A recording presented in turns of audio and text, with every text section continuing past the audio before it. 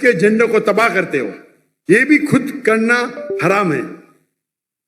हम जो कहते हैं उर्दू में छक्का, चाहे पीडोफेलिया के हवाले से हो, चाहे खवातीन का ये जो अभी आप सुन रहे थे कि अगर कोई खातून, मैं भी इस वक्त आपके सामने प्रोग्राम कर रही हूं तो 20 मिनट से ज्यादा देखने के बाद अगर किसी जो अल्फाज उन्होंने अदा किए, मैं भी कह देती हूं कि अगर हलचल नहीं हो रही है तो आप फिर बीमार हैं, क्या हैं। फर्स्ट ऑफ ऑल अगर वो बंदा कह रहा है कि मेरे पीछे 12 कंट्रीज हैं, 15, हाँ चले 15 कंट्रीज हैं, 15 छोड़ के मैं कहती हूँ 20 भी हो जाए, लेकिन वो अब पाकिस्तान में ना आए, क्योंकि पाकिस्तान को उसने इतना डिग्रेड कर दिया। मैं चाहती हूँ कि वो पाकिस्तान में ना ही आए तो बेहतर है। ये खवातीन को लेकर ऐसी गंदी स्टेटमेंट दे रहे हैं जिस पर पाकिस्तान की अवाम आग बगोला हो गई है। बहुत सारे मौलाना ने तो जाकिर नाइक पर फतवा भी लगा दिया है। शिया भी इनके खिलाफ हैं, बरेलवी भी खिलाफ हैं, और कुछ देवबंदी, दारुल उलूम देवबंद का भी एक फतवा है इनके खिलाफ। ख्वाजा सरा धक्का ना, क्रिकेट का पंगा भी औरतों से ले रहे हैं। वो तो फिर वैसे तो ये बनता नहीं है कि औरतों को इस चीज़ के बारे में ब्लेम किया जाए, क्योंकि आप एक मजहबी स्कॉलर हैं, आपकी बात सुनी जाती है माशरे में ना, तो आपको चाहिए कि आप पॉजिटिव एस्पेक्ट्स जो है वो लोगों तक पहुंचाएं। सर ख्वाजा सरा भी एक लफ्ज है जो हम यूज करते हैं, उनके लिए छक्का भी बहुत से लोग कहते हैं, बट इसलिए मैं बोलता ना, उर्दू में आपने कोई लफ्ज इस्तेमाल कराएगा जो हाई फंडा हो, मैं नहीं जानता हूँ, मैं उर्दू में कमजोर है, लेकिन हिंदी में जो कहते हैं वो छक्का, तो रहते वो इंडोनेशिया में, बोल वो हिंदी रहे, ये चक्कर क्या है? इसका मतलब है उनके पर बड़ी गहरी छाप है भारत की। फिर उन्होंने उल्टा ये कह दिया कि पाकिस्तान के अंदर जो खवातीन का इक़्तिदार है ये हराम है, बेनजीर भुट्टो का इक़्तिदार हराम है। पंजाब के अंदर इस वक्त जो चीफ मिनिस्टर है वो वुमेन है, मरियम नवाज शरीफ, वो कह रहे हैं हराम है इक़्तिदार।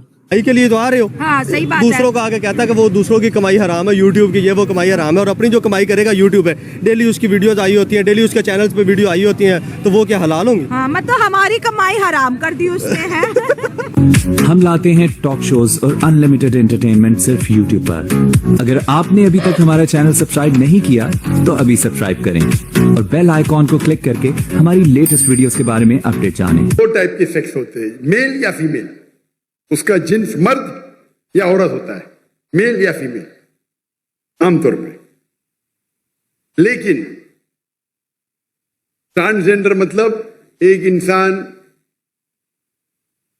बच्चा रहता है, उसको लड़की बनने का शौक आता है, बड़ा बन के लड़की में तब्दील हो जाता है, ये इस्लाम में हराम है।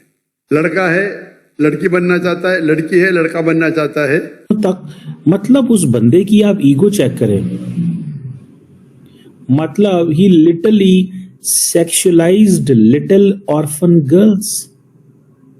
आप इमेजिन कर सकते हैं, मतलब उनका दिमाग ही गटर से भरा हुआ है, दिमाग जो है वो गटर उससे भरा हुआ है, और वो अपने आप को मौलवी कह रहे हैं। फिर उसने आगे वो बेइज्जत किया पाकिस्तान की इंटरनेशनल एयरलाइन को।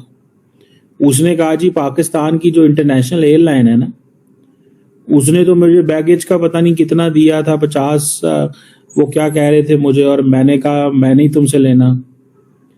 कहता इंडिया के अंदर मेरी इतनी इज्जत होती है। मतलब भाई तुम्हें स्टेट गेस्ट बनाया 1 महीने की, तुम वेली रोटियां खा रहे हो पाकिस्तान के अंदर, घूम रहे हो, फिर रहे हो, पुलिस के स्कॉट ले रहे हो, और पीआईए ने अगर तुमसे कुछ 10, 20, 50 हजार ले लिया है, पता नहीं किस चीज का, आई डोंट नो, तो तुम जो है वो बातें कर रहे हो। वो सुना पीआईए भी कहती है उन्होंने हमारे साथ सफर ही नहीं किया हुआ, झूठ बोल रहे हैं।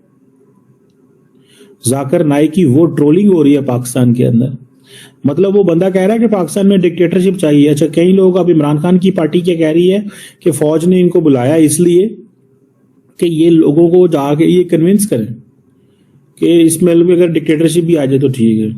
भाई फौज जो है वो इस मुल्क में डिक्टेटरशिप नहीं चाहती।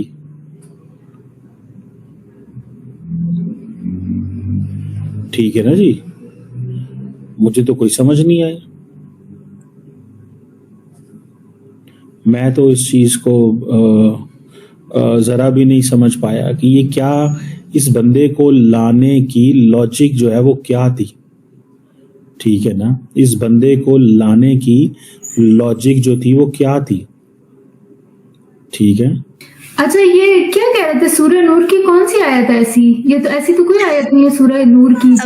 वो सूरह नूर की आयत है या नहीं, इससे हट के असल जो मौजू ये है कि वो जिस एक डॉक्टर ये बात कर रहा है एक मेडिकल डॉक्टर जो अपने आप को डॉक्टर कहता है ओपनली कि मैं डॉक्टर हूँ और मेरे पास मेडिकल का नॉलेज है, वो एक डॉक्टर होते हुए क्या प्रमोट कर रहा है? 1400 साल पुराने वाले नुस्खे जिस वक्त ना कोई साइंस थी, ना तहकीक थी, ना कोई इल्म था।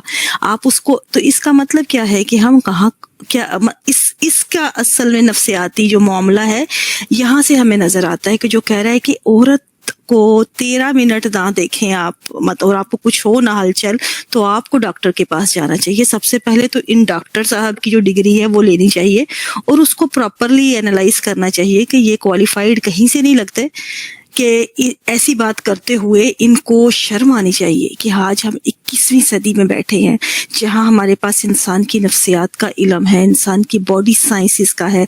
हमें अपने तमाम जो करदार और तमाम जो पर्सनैलिटी है उसकी हमें फ्लास का भी पता है, हमें उनकी जो जितने हमारे होते हैं इर्द गिर्द उन पे इम्पैक्ट होते हैं, हम उनको भी खुद से देख सकते हैं, उन पे काबू पा सकते हैं।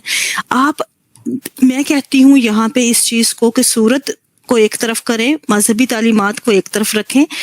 अगर आज एक इंसान मैं सामने तो 13 मिनट की बात है, मैं कहती हूँ आपके साथ बैठा हो और फिर भी अगर आपको उससे कोई मेंटली तौर पे अगर आप उसको जान के समझ के उस इंसान को आप उसमें जिनसी तौर पे अगर उससे मुतासर होते हैं तो दैट्स समथिंग रॉन्ग हियर, कि हम इंसान नहीं है, हम जानवर की खसलत पे हैं अभी।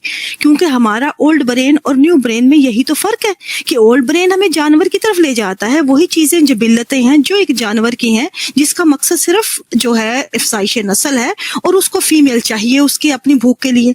लेकिन हमें न्यू ब्रेन क्या सिखाता है? हमें यही कि हमें अपने ऊपर कैसे कंट्रोल होना चाहिए, हमने अपने ऊपर कैसे वर्क करना है। हमारी अगर इंटरेक्शंस भी किसी से होती हैं तो क्या उस पर्सन के साथ हमारी कोई मेंटल कोई आपके साथ किसी तरह की उसके अंदर है कि आप उसके साथ बैठ सकें। जब आपका माइंड जो है मुतासर नहीं करता, आपकी पर्सनैलिटी मैच नहीं करती, तो ये चीजें तो बिल्कुल निकल जाती हैं ना, उसके अंदर जिन्स तो आखिर में आती है। लेकिन उनको बोलने की इतनी शर्म नहीं है उसको, जो अनमेड होते हैं उन्होंने बाजारी बोल दिया, उनसे घर माँ बहन नहीं होगी, जो उनकी बेटी नहीं होगी, ना उस बिल्ला अल्लाह माफ करे, जो किसी लोग जो गरीब लोग हैं वो किसी लोग मतलब माशी हालात से नहीं कर पा रहे, वो बाजारी है। बंदा पूछे आप उनको बाजारी कह रहे हैं, उनको कितने हर्ट वो एक आप उलूम है ऊपर दिल दिखा रहे लोगों का, आपको इतनी शर्म नहीं आती? आप किस वे से उनको बाजारी कहते हो?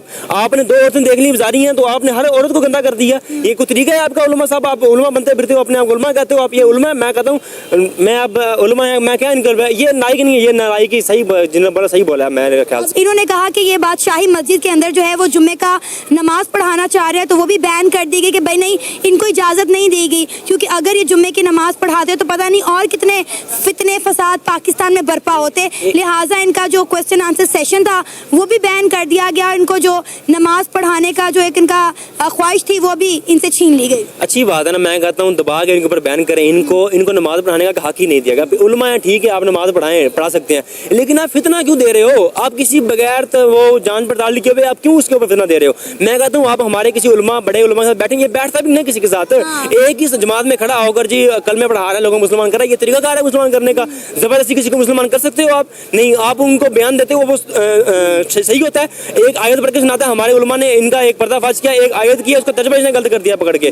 मैं कहता हूँ एक किसी हमारे उलमा के साथ बैठे, ये 1 to 1 फेस करे, इनको दबा के ना बाहर निकाल देंगे, इसकी औकात दिखा देंगे पकड़ के। ये उलमा है, ये फितना फैला हुआ है। एक ये हो गया देवबंद का, एक जो कराची में और है उसने भी फितना किया हुआ है। एक और बंदा है जो क्या कहते हैं, वो कहता है मैं जी न्यूट्रल हूँ, वो क्या नाम है उसका यार, अली मिर्जा साहब, मिर्जा इंजीनियर साहब। मैं कहता हूँ तीनों एक किस्म के बस लाख। इंडिया ने सही निकाला है इनको, इंडिया ने बेस्ट ऑफ किया इनके लिए। अब पाकिस्तान से निकालेंगे, मैं कहता हूँ धक्के हमारे, इनको नसीहत है, ये कुछ पढ़ के लिखे तो हैं। तो आपको ये वीडियो कैसा लगा कमेंट बॉक्स में जरूर लिखिए, इस वीडियो को लाइक कीजिए, शेयर कीजिए, सब्सक्राइब करना ना भूलिए आपके चैनल EFC को। मिलते हैं अगली वीडियो में। जय हिंद।